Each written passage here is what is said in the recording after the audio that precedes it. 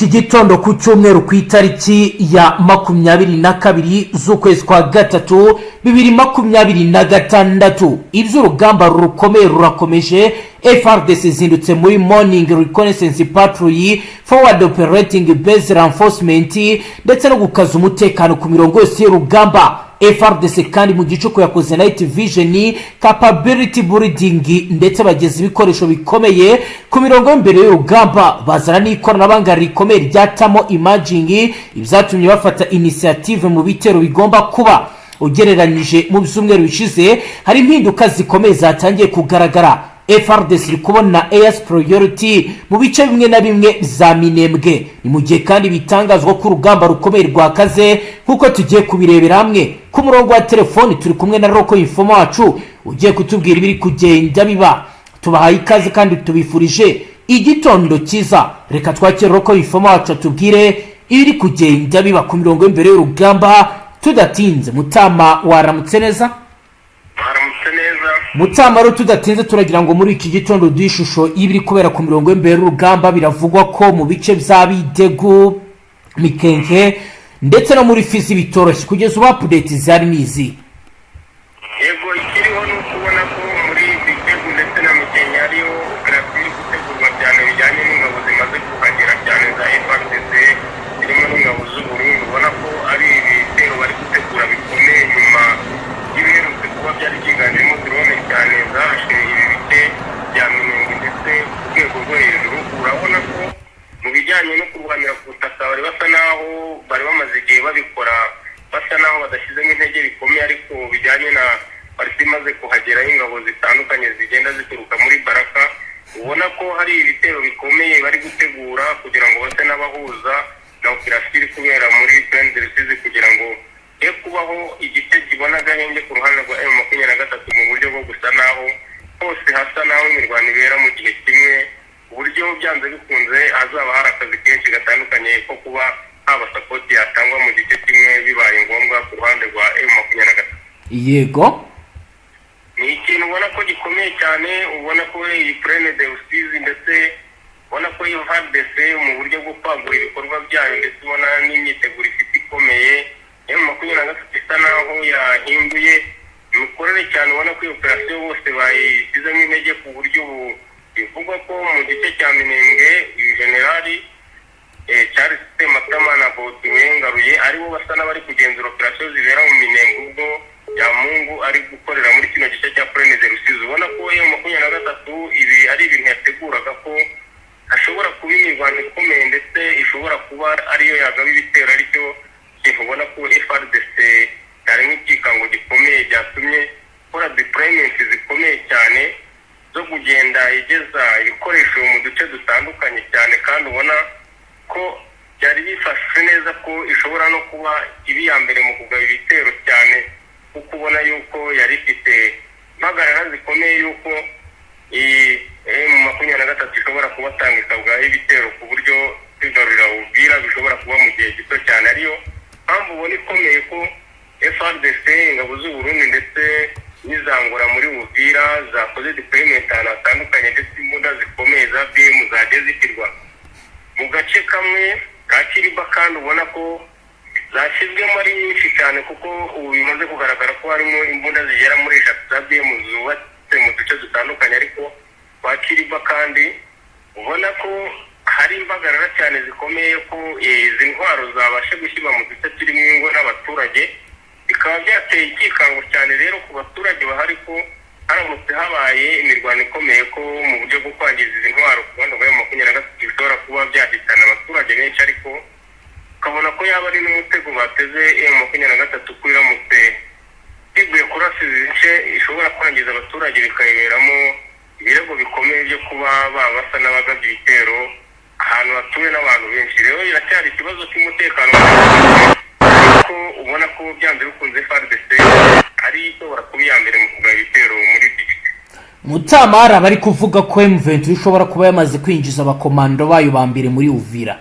Mu by'ukuri nk'umuntu ubikurikirana kandi ubu dufitiye amakuru ya tere, urabitubwira wiki kuri biri kugenda bitangazwa kuri za rezo sociale zitandukanye? Ukuri guhari ni ukuri? Ibi ngibi biri gutangazwa cyane ko bishobora kuba byakozwe cyane cyane mu ijoro rya kuwa gatanu nijoro bigaragara ko habayeho igitero gitunguranye cya M23 yinjira muri ibi bice biyoborwa na FARDC ndetse aho basa n'abagabanira winjira muri Uvira mu birometero bigera muri 17 uvuye muri Uvira. Binjijeyo imodoka rero muri cya gihe cya bya bitero bikomeye byari Minembwe, kuko Minembwe yarafimo na drone ku manywa y'ihangu ndetse bageza mu masaa 5 z'ijoro drone zikijyayo kurasa, kandi mu bice biherereyemo abaturage ubona ko zari zimaze no kumenya icyerekezo babaye nk'aho bihindiramo kimwe, ku buryo izo drone z'ijoro zari zibangamye ku buryo zari gucya zangije abaturage benshi. Rero habayeho igikorwa gikomeye cya M23 cyo kwinjizayo imodoka y'ubwirinzi yari igiye gusa naho yegera ibice drone zazamukiragamo muri Uvira. Iyo modoka yinjiye mu buryo bugoranye cyane kuko hari imodoka eshatu za FARDC ziri mu gice kiganaho M23 yari iri, bagabaho ibitero kuri izo modoka mu buryo bwo kwinjizayo iyabo. Mu kuzihungisha rero zinjiranye n'iyo modoka mu buryo butazwi, biyumvisha ko ari izabo kuko hari surprise y'imbunda ziremereye M23 yabaye nk'ibagabaho mu buryo bwo kujijisha ko iyo modoka yinjiyeyo. Byamenyekana birangira imodoka yinjiye mu kavuyo nk'ako irinjira idepasa n'izindi, ariko bayita iyabo kuko zose ziri mu bwoko bumwe ndetse zinakora bimwe. Ikaba ari ubakiye mu bwirinzi mu buryo bw'ibanga butari buzwi na buri umwe wese, ibasha kwinjira muri Uvira. Iyo modoka rero mu kujyayo hagaragara ko hari amakuru ko hari force zaciye mu nce z'impande nyinshi muri ako kavuyo zikinjira muri Uvira. Abari bayitwaye baba barafashwe? Ntabwo bafashwe, ahubwo icyatunguranye ni uko bwakiye mu gitondo kuwa gatandatu abari babona iyo modoka iparitse mu mujyi wa Uvira nta kintu kirimo ndetse nta n'umuntu urimo. Akaba hari amakuru rero avuga ko iryo koranabuhanga ry'ubwirinzi bw'ikirere rishobora kuba ribitse ahantu ariho hose muri uyu mujyi hatabashwa kumenyekana ako kanya, ariko ayo makuru FARDC ikaba iyafite, iri gushakisha buryo ki atahurwa ahantu ryaba riri. Ariko hakaba n'ikibazo ku ruhande rwa M23 ko iyo biza kumenyekana hakiri kare ko icyo kintu ubwo bwirinzi bwabavuye muri kino gice cya za Sange, bari kuba kabaho ibitero bikomeye cyane bya drone ku buryo byari gusa naho bibangiza, uretse ko amakuru FARDC itaramenyeye ku gihe kuko atari basobanukiye imodoka icyo yazanye kuko nta kintu na kimwe cyagaragaraga. Nyuma y'ibyo byagaragaye Mutama, FARDC mu bijyanye n'imicungire y'umutekano yamaze guhindura iki? Iri gukora operasiyo ikomeye cyane, ariko abaturage batabasha kumenya muri iki gice kuko aya ni amakuru bose badafite. Ariko ahantu h'ingenzi hose hashoboka kuri ubu tuvugana hamaze kugerwa, gusa hari kuba ikibazo cy'uko uyu mujyi ufite ubucucike bw'inyubako nyinshi cyane kugira ngo bagere kuri buri umwe, biri butwara umwanya. Ariko byanze bikunze urabona ko kugira ngo habeho operasiyo iki kintu kitaravumburwa baracyabifite impungenge cyane muri uyu mujyi wa Uvira. Bishobora kubera hano bakaba batakariza ibikoresho kandi ubona ko bihenze kuko ubu FARDC iri gukoresha intwaro zigezweho cyane ku buryo ubwo ari bwo bwose, batagira icyo bitwaza ko urugamba ari ikibazo kuri bo bijyanye n'uburyo bafite ibikoresho bijyanye n'igihe. Reka dukomeze n'ubundi tujya kuri paji ikomeye turebe izatangajwe na Dr Iyamuremye wagaye abanyarwanda bashimishwa n'uko u Rwanda rufatirwa ibihano. Ubwo turagaruka tujyana no ku zindi acts naho tubwira ibindi biri kugenda bihabera. Ni Dr Iyamuremye Gaston wabaye perezida wa Sena muri 2019 kugeza muri 2022 yagaye abanyarwanda bagaragaza ko bishimira kubona amahanga afatira u Rwanda ibihano birimo guhagarikirwa imfashanyo kuva umubano w'u Rwanda na Repubulika Iharanira Demokarasi ya Kongo wazamba bitewe n'impamvu z'umutekano. Bamwe mu banyarwanda biganjemo ababa mu mahanga basabye ko bafatirwa ibihano abo bifatanyije n'abanyekongo kwishimira ko mu ntangiriro z'uyu mwaka ushize ibihugu birimo Ubwongereza na Canada byagaritse bumwe mu bufatanye bagiranaga n'u Rwanda bikanahagarika gutera inkunga imishinga imwe n'imwe. Ku itariki ya 2 z'ukwezi kwa gatatu 2026 Leta Zunze Ubumwe za Amerika zafatiye ibihano ingabo z'u Rwanda na bamwe mu bayobozi bazo, ariko abo banyarwanda bagaragaje ko bifuza ko hatangwa ibindi bishoboka bijyanye no guhagarika ubuzima bw'igihugu. Ku itariki ya 18 Dr Iyamuremye yatangaje ko adashobora kwiyumvisha ko umunyarwanda yakwishimira ko igihugu cye gifatirwa ibihano bituma ubuzima bw'abagituye buhungabana kandi harimo bene wabo. Yagize ati ntabwo nshobora kwiyumvisha ukuntu umunyarwanda yakwishimira ko igihugu cye gifatirwa ibihano kigagarikirwa imfashanyo. Iyo mihanda, ayo mazi, amashanyarazi n'amavuriro byagezwaga ku baturage ninde uzabibura? Ntabwo ari umuyobozi, ni mwene wacu ku musozi. Dr Iyamuremye yatangaje ko abanyarwanda bafite iyo myumvire ari bangamwabo kandi ko bafite ubujiji bwo kudatandukanya ubutegetsi buri mu gihugu n'igihugu ubwacyo. Akaba ari byo yatangaje agaragaza ibiri kugenda biba, agaragaza ibikomeje kugenda bivugwa ndetse n'ibigenda bigarukwaho. Mutama rero kadusubire ku mirongo y'imbere y'urugamba tujyane ku zindi akisi naho tubwire ibiri kugenda biba. Yego reka twerekeze mu Minembwe aho mu 23 twirwanaho bigaruraga agace ka Mitamba. Bigaragara ko operasiyo zihari ku ruhande rwa FARDC n'ubu akigaragara neza ko ingabo zirimo gusa n'iziva mu bice za Baraka zongerwa cyane muri ibi bice ku buryo ubona ko hari operasiyo zikomeye n'ubundi bari gutegura cyane. Basa n'abanifashe mu buryo bwo kugaba ibitero bya buri munsi nk'uko byari bisanzwe, nyuma yo kugenda basa naho bagiye baraswaho cyane na M23 twirwanaho muri ibi bice.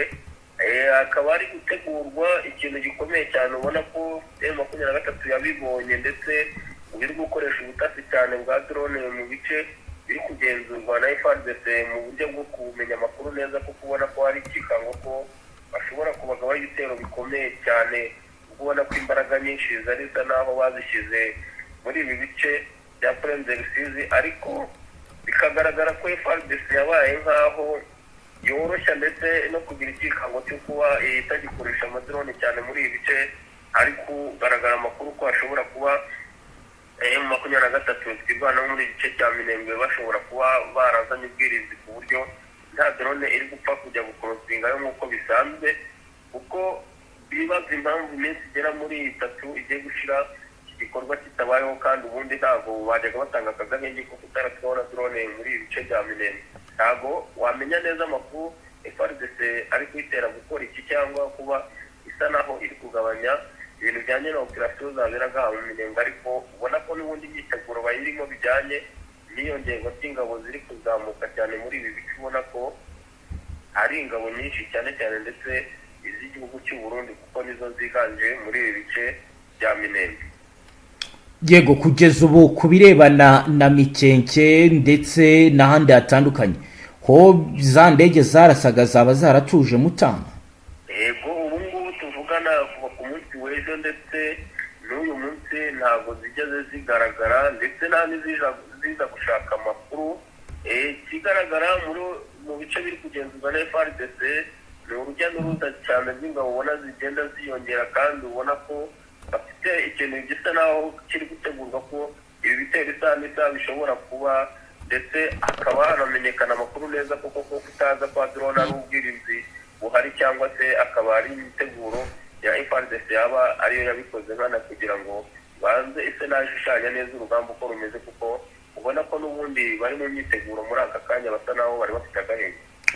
Yego Mutama, mbere yo kutujyana mu ntara Kivu y'Amajyaruguru ndagira ngo tugaruke ku byatangajwe na Minisitiri Ambasaderi Olivier Jean Patrick Nduhungirehe aho yerekanye uburyarya bw'amahanga ku ntambaro muri Kongo. Ubwo turagaruka noneho uhita tujyana mu bice bitandukanye bya Nord Kivu tubwira situation y'ibiri kuba ndetse nuko umutekano uhagaze.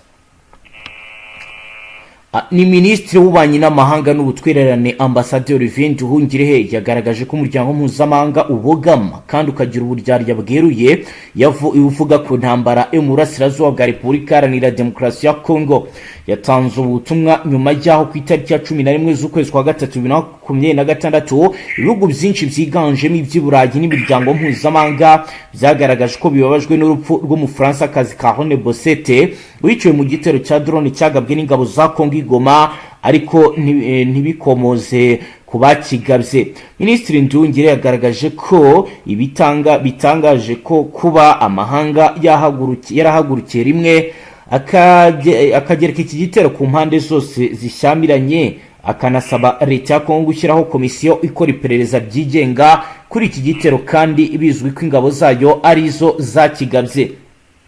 Yavuze ko umuryango mpuzamahanga utaje utunga urutoki leta ya Kongo iyo ikora ubugizi bwa nabi, kuko igihe cyose ingabo zayo zagabye ibitero bya drone ku banyamurenge muri komine Minembwe n'aho abandi basivili bahisemo guceceka.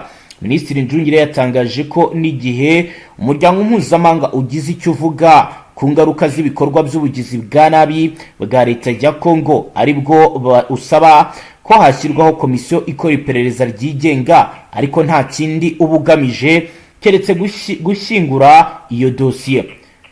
Yasobanuye ko nyuma y'igitero cya drone cyiciwemo abaturage benshi muri centre ya Masisi tariki ya 3 z'ukwezi kwa Mutarama 2026, abandi benshi bagakomereka.